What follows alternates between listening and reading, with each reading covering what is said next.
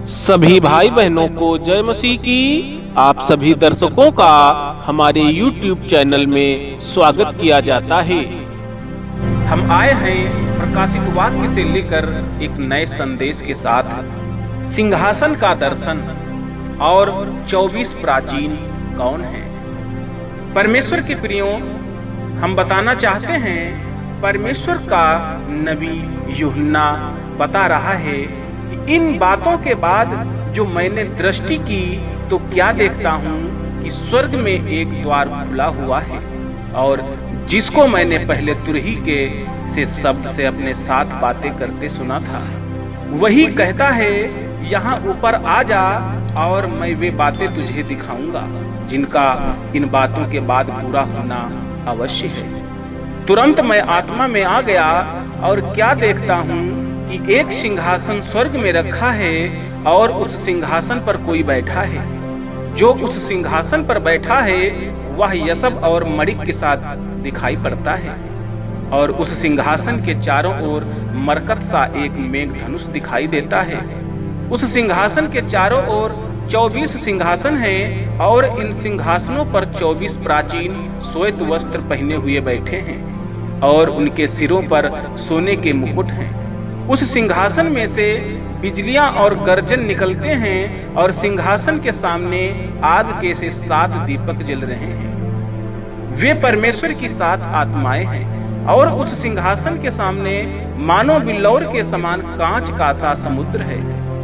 सिंहासन के बीच में और सिंहासन के चारों ओर 4 प्राणी हैं जिनके आगे पीछे आंखें ही आंखें हैं। पहला प्राणी सिंह के समान है और दूसरा प्राणी बछड़े के समान है।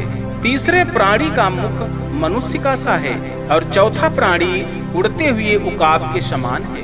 चारों प्राणियों के 6 पंख हैं और चारों ओर और भीतर आंखें ही आंखें हैं और वे रात दिन बिना विश्राम लिए यह कहते रहते हैं, पवित्र पवित्र पवित्र प्रभु परमेश्वर सर्वशक्तिमान, जो था और जो है और जो आने वाला है।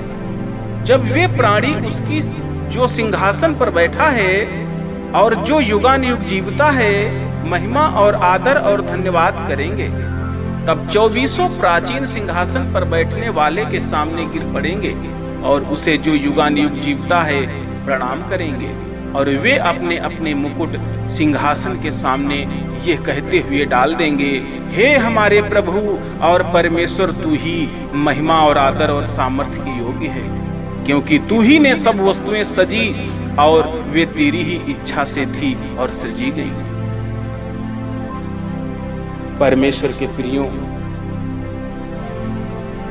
हम बताना चाहते हैं कि जिस प्रकार प्रभु यीशु मसीह यूहन्ना को देखते हैं, उसी प्रकार कलीसियाओं की वर्तमान स्थिति को दिखाया गया है। अब वह उसे पुनः ईश्वरीय दृष्टिकोण से उन विशेष वस्तुओं को दिखाता है जो उस समय होने जा रही हैं। जब परमेश्वर अपने उद्देश्यों को इस संसार में पूरा करता है, स्वर्ग के एक दर्शन के माध्यम से यूहन्ना कुछ समझने लगता है कि परमेश्वर जैसे संसार की घटनाओं को देखता है, उसे उस स्थान की एक झलक दी जाती है जहां वह परमेश्वर जो समस्त अधिकार का स्वामी है अवर्णनीय महिमा में प्रताप के साथ राज्य करता है। इस दर्शन में वह सिंहासन जिस पर सर्वशक्तिमान बैठता है एक विशाल चौरस क्षेत्र में है जो यशब या मणिक के समुद्र के समान दिखाई देता है। सिंहासन के सामने 7 चमकदार दीपदान परमेश्वर की समस्त वस्तुओं को देखने वाली पवित्र आत्मा की ज्वलंत शक्ति की ओर इशारा करते हैं और जबकि सिंहासन से आने वाली बिजलियां तथा गर्जन अभिभूत करने वाली भय की भावना उत्पन्न करती हैं।